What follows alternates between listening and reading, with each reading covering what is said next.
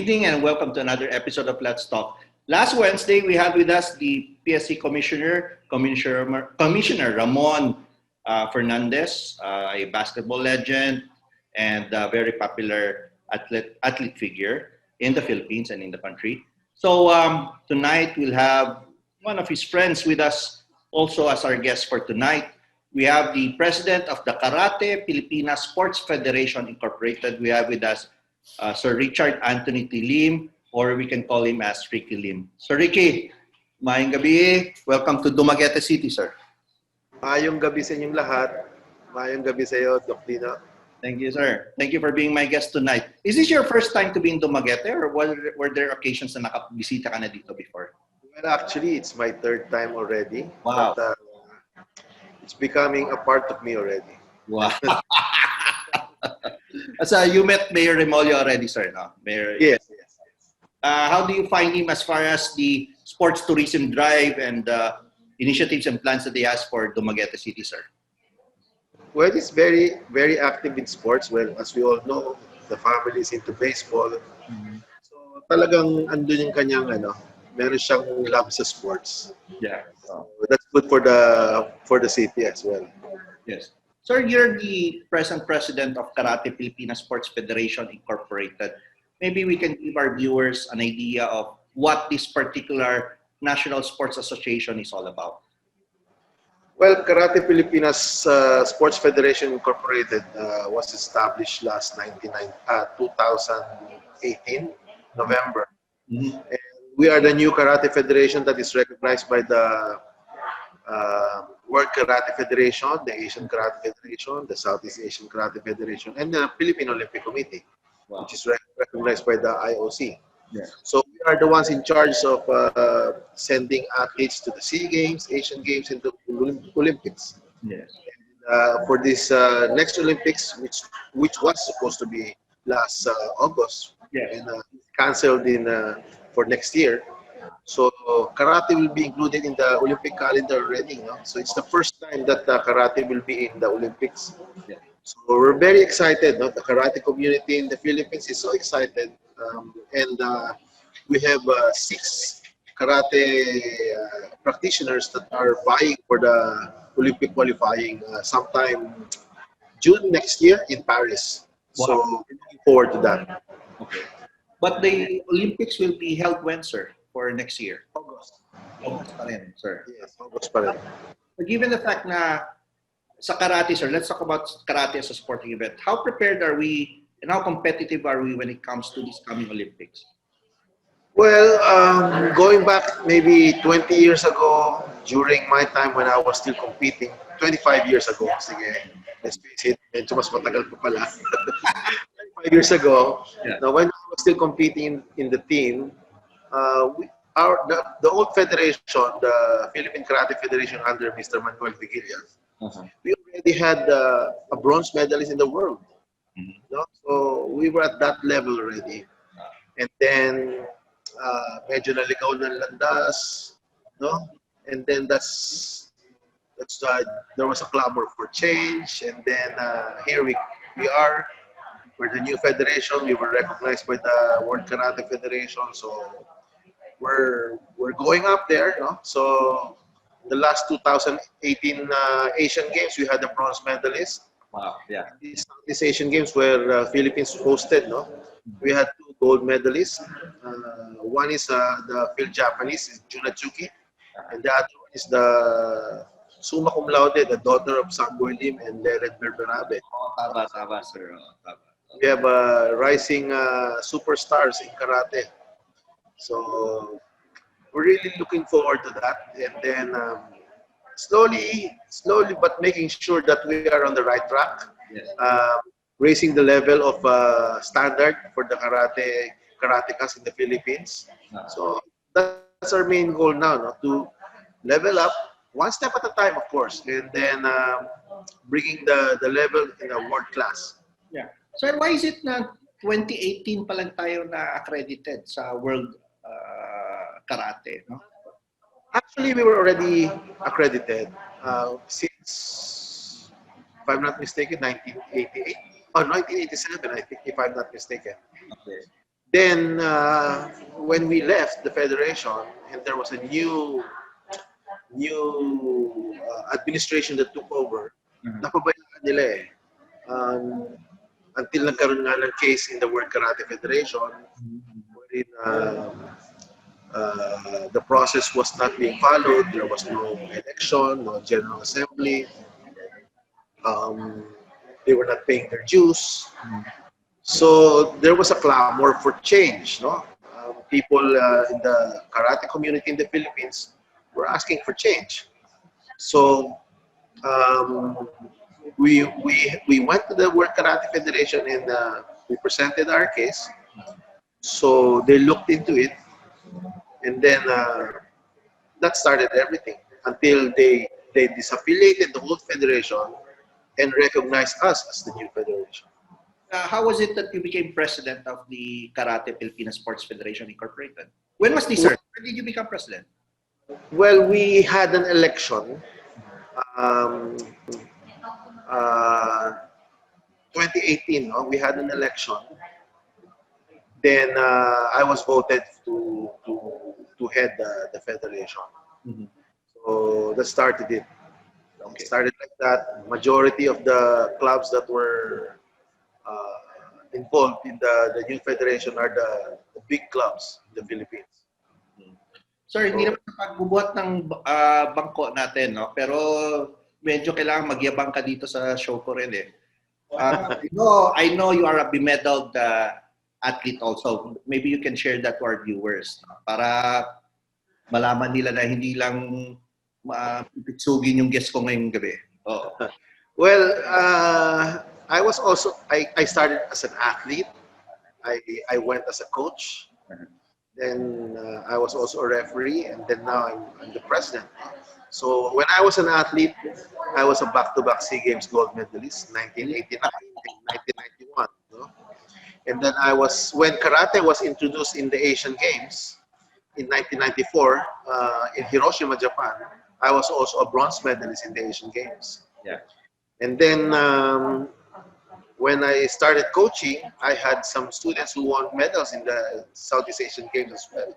Okay. And then I went up as a referee, so I was the only licensed World Karate Federation referee in the Philippines that is recognized. So until my license expired, ito naman yung clamor, naging administrative ka na eh. So I'm running the show, so my commitment to the federation is to bring everybody up and then make one happy big family for karate, unite everybody again. Nasa stage ka na ng self-actualization, the highest Maslow's hierarchy of values eh. Well, I would say it's not really the highest, but for me it's a matter of what I can do for the karate society. I mean, karate family. So, ano ba ang pwede kong maibigay? Kasi that will be your legacy. I've given up 45 years of my life in karate. I've been practicing. Bata pa ako eh. So, parang kung babuyan mo karate, kaaway mo ko. Yeah, but outside of karate, sir, what do you do something else outside of karate? Are you in business or do you? Yeah, I'm in business.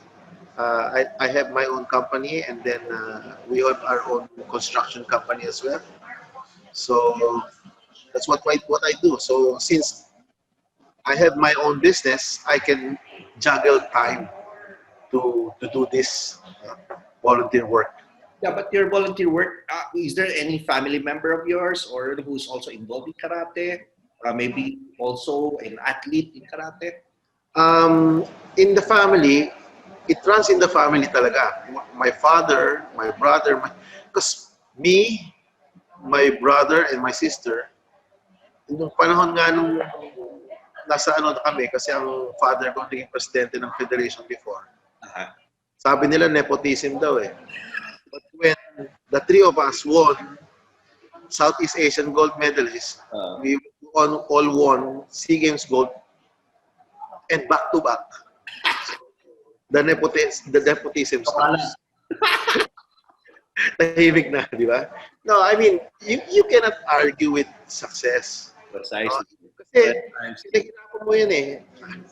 Maybe siguro pwedeng mangyari na dito. Nanalo ka kasi kilala ka dito eh. But when you're out there, no. Dog eat dog. Ginawa mo na yung you walk the talk, sir. Oo. Yes.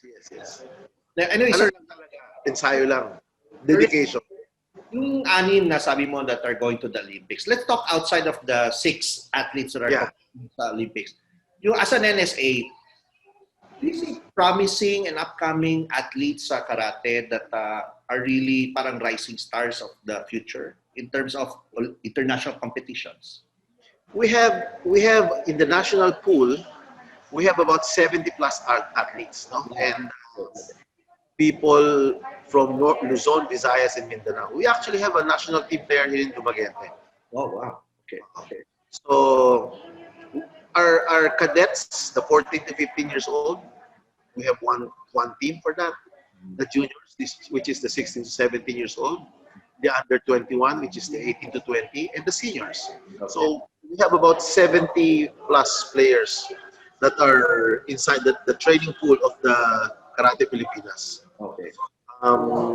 Since it's pandemic, we get to train them, everybody, all at the same time because we're online.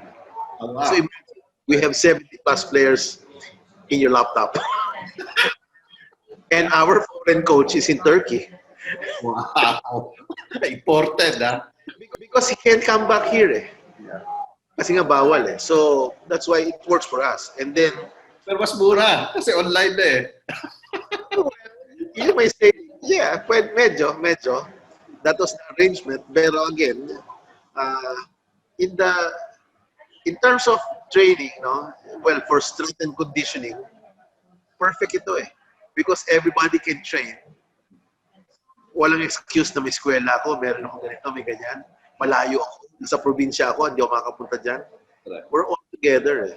But what's missing is, of course, karate has the combat side, yung sparring. We miss the distancing, the timing, the reaction. Yan naman na we miss. So we really need partners. We really need face-to-face training. But I hope that would be soon because our Olympic qualifiers are missing that already. And there's hope, no? Because the Philippine Sports Commission and the Philippine Olympic Committee is working on it, and we're trying to come up with a solution to create a bubble in the Inspire, no? Inspire that's in Laguna, the NU National University, sir. The sports center. No? So we might be training there as a bubble together with I think 3 sports are training there, I think boxing, karate, and taekwondo. So hopefully it materializes. Now we have spoken to Mr. C already about it. He agreed to support, and we're finalizing the details, the schedules, everything. Sa World Olympics, sir, who are the powerhouse countries ba when it comes to Karatedo? Well, of course, there's Japan, because karate came from Japan. But again, there's also Turkey, Iran, Egypt, Italy, Spain, of course. No? So these are the powerhouses in karate. A few players from China, but basically that's it. Yun yung malakas talaga. But how do you see Philippine Karatedo? Is there a possibility that in the future, near or in a few years from now, we become also a powerhouse? Looking forward to that. I can see a very bright future for our players because we have a very good coaching staff. No? Yung mga coaching staff namin are all aral. No? I would say there's sports science graduate, strength and conditioning coach. We have a medal athlete who became a coach. Then we have our foreign coach, our Turkish coach, who is a world champion, a sports medicine, sports science graduate, and is a teacher. So combine them all together, and all of our coaches are all bemedaled athletes before, so they know how to train how to balance everything because they were athletes before eh. Yeah. So alam nila kung ano yung makakabuti para sa mga atleta. That's right. So yun yung kagandahan nun. Hindi yung pinulot mo lang. As an NLC, sir, what kind of support do you give athletes and where do you get the finances for it? I know government has just a limited amount of financing. Do you get private sponsors to help out your NSA as well? Well, of course, PSE has really been helping us. No? I'd like to thank Chairman Ramirez for really supporting the athletes, and of course our four commissioners, Commissioner Ramon Fernandez, Charles Maxi, Agustin, and Celia Kiram for doing their part in promoting and helping the National Sports Association for uplifting the sport. No? Talagang tumutulong sila, and I have no complaint. In fact, praises to the Philippine Sports Commission. And there's also the Philippine Olympic Committee, no, chaired by the President Bambol Tolentino, who's been supporting also the NSAs. No? So talagang that's why if you notice, we were #1 we were overall champion in the SEA Games. Not only that, it's the first time na nanalo tayo ng 140 plus gold. Tapos the biggest number of events, I think, if I'm not mistaken, in the world, 56 sports. Wow. We had it here, 56 sports. So talagang talagang successful yung campaign. Now, as an athlete yourself, sir, as a coach, as an official, as as a person who's been in Karatedo for a number of years, really almost half your lifetime. What ingredients do you see? Ano ba talaga ang kailangan so that we will excel in terms of Karatedo, in terms of the world competitions? Well, #1, patience. Very important. Time management. Another thing. Sacrifice. And believe in the process. There is no shortcut. Lahat dadaanan mo talaga. So, I think that's the entire key for one success. No? And hindi ka pwedeng mas magaling sa coach mo. The coach knows how to develop you. Yeah. Wala coach dyan na magkukoach para mapasama ka. So, kaya nga, I was saying, believe in the process. Di ba? Just believe in the process. Hindi mo pwede sabihin, si coach talaga kung ano pinapagawa sa atin. Pero hindi mo alam. There is a plan for that. Step by step So maniwala ka lang. Kaya nga sabi ko nga, time management, patience, di ba? Kaya sa karate, we do a lot of repetitions. Like, for example, susunto kami 100 times. Sipa kami 100 times. Bakit? Kasi ang ginagawa ng karate, we want it to be part of you. Just like when you're walking when you're breathing. You don't have to you have to think, I have to step my left, I have to step my right. No more, di ba? Because you do it every day, it becomes part of you. So that is what karate is teaching you, to become one. No? Heart and soul. Kasi pag napaaway ka na, hindi mo na iisipin, sasanggain ko to ng ganito, sasanggain ko siya ng ganito. Hindi. It's just a reaction. Di ba?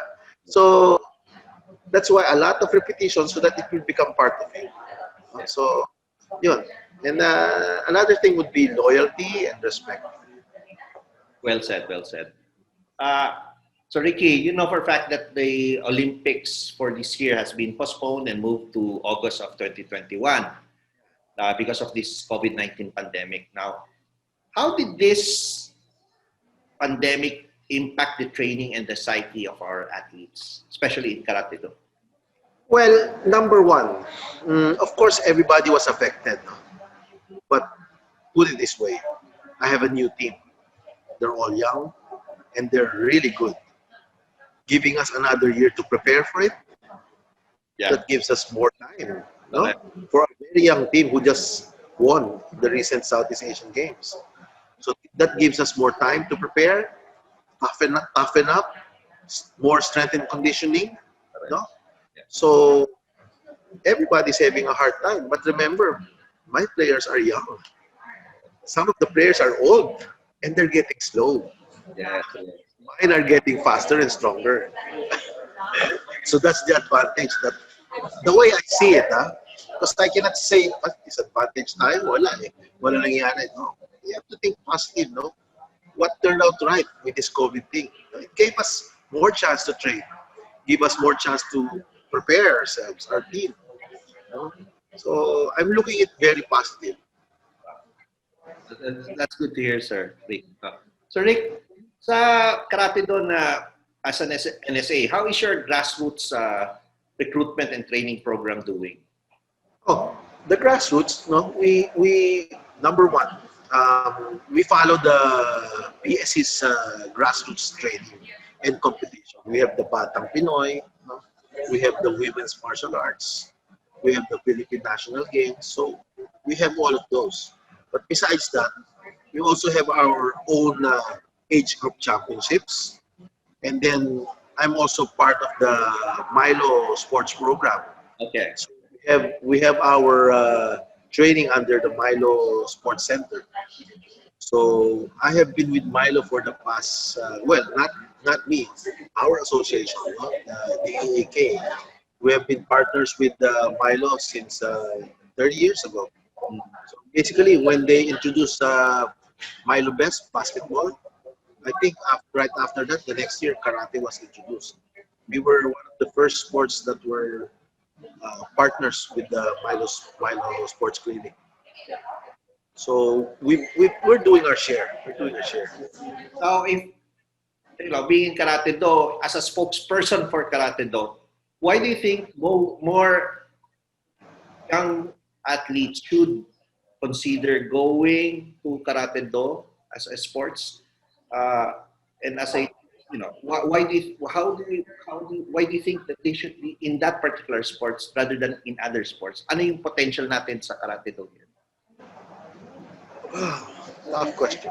Well, number one, karate or Karatedo is not just a sport; it's an art. No? Yeah. So some people may not see the art side because they're more into physical, no? So we introduce karate as a sport because it shows, like for example, when competitions, you see the results when you win.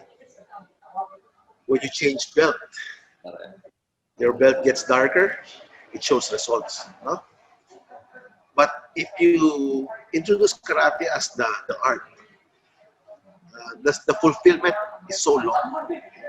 It takes too long. Kasi you have to grasp it so para maintindihan mo talaga yung art side of karate. So I think what we're doing now is we introduce karate as a sport to make it interesting. And while they're there, there's understanding the art side of karate, which makes them stay and appreciate the art. Like for example, when I was young, laro lang sa akin to eh. Suntok sipa, bato lang yan eh. Pero as you grow older, nakita mo mental toughness, perseverance. I mean, you don't get under pressure, no? Yeah. Sa challenges, wala, hindi na eh. Kasi sanay ka eh. Because when you train karate, training is so hard that when you do it every day, it becomes peanuts. Correct. No? So, for example, I'm teaching in Ateneo. No? I was once called yung club namin doon way back 10, 15 years ago na ang karate is a nerd club. Sabi ko, bakit yung tawag niyo? Eh kasi karamihan ng estudyante mo puro honors eh. Sabi ko, they were not honors when they started karate with us. They made it by themselves because of discipline, because of hard work, because of perseverance, because of time management. It became a part of them. Na to the point na school stuff is easy already. So up to now, we're consistent in Ateneo. Most of my students there are mostly honor students. And they were not honor students before. So yun nakakatawa eh. So, kaya lang yung teacher nila hindi honor student. Anyway, so, But again, yung fulfillment mo, di ba? Yeah. As a teacher, nakikita mo na nagninong ako. yung inaanak ko, dati gusto estudyante ng bata. Ngayon, doktor na, di ba? Alright. Ikaw ang ninong. Sarap mo, di ba? Dahil you were a part of his life. Di ba? So, anyway, sir, your godfather. for most potential athletes and youngsters that are watching our program tonight, what advice may you give them for them to be able to excel and be accomplished in this particular sporting event? Well, I would say no. Get yourself into sports, not just karate, all other sports. Every sport has its own discipline. But of course, I am biased. I'm from karate. No? That's right. Get yourself into karate. You learn how to defend yourself. You learn how to be patient. You learn how to be tough. No? But I have to tell you this, no? Karate was not built to make you to be a bully or something. Correct. Like in karate, the first thing that you learn is how to block. The first movements in kata is how to block, because it was meant for self-defense. You know? So it inculcates in your mind na ganun ang buhay. Itong napag-aaralan mo, pang depensa mo lang. Hindi para ikaw ay mang-api o mang-bully. Correct. So, yun masasabi ko lang sa kanila. So, plus the fact na it's an Olympic sport, so that's another perks na kung maging Philippine team kayo, di ba? You get to travel, you get to compete, the glory, the mga, kung nanalo ka, syempre, sikat ka. Kahit kalbo ka, may nagpapapirma sa'yo. So, Ricky, I'll give you this time to give your final thoughts and message to our viewers of Negros and Dumaguete City. Again, maraming salamat, Dok Dinno, for inviting me to your show. Thank you, sir. So, I would just like to say, no, na madami kaming mga national team na galing sa Visayas region. And again, we have a national team player here. He's actually our team captain, si Engine Tagokoy. He's from Dumaguete. So, magandang potential ng mga atleta natin coming from the Visayas region.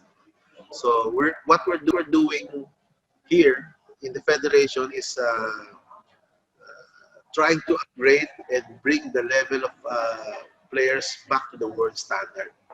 No? So, para lahat to sa atletang Pilipino. So, talagang yun ang ating doon tayo patungo. So, again, I'm inviting everybody to join karate. Look for your local coach here in Dumaguete.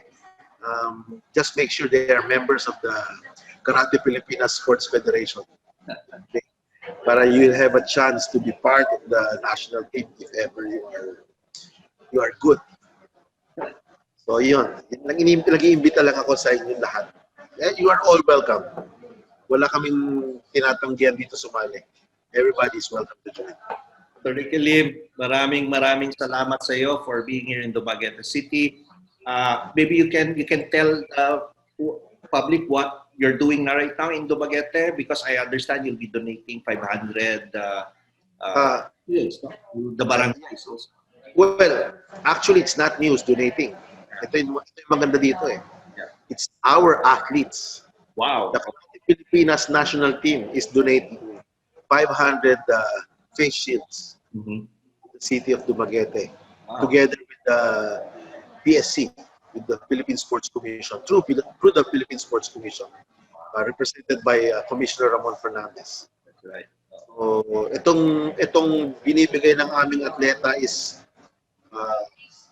for the triumph and the hardships that they have been and all the glory that they have been getting for the past few years. No? It's a way of saying thank you and tulong sa mga nangangailangan. So this is initiated by our national athletes. So maraming salamat sa ating Karate Pilipinas national team for donating the 500 pieces face shield. So Ricky, Lim, salamat for being my guest tonight. Thank you for sharing your precious time with us and sitting down with me in Let's Talk. So thank you very much. That was our guest for tonight, Sir Richard Anthony T. Lim, the President of the Karate Pilipinas Sports Federation Incorporated. That's my show for tonight. I'm Dok Dinno. Be well.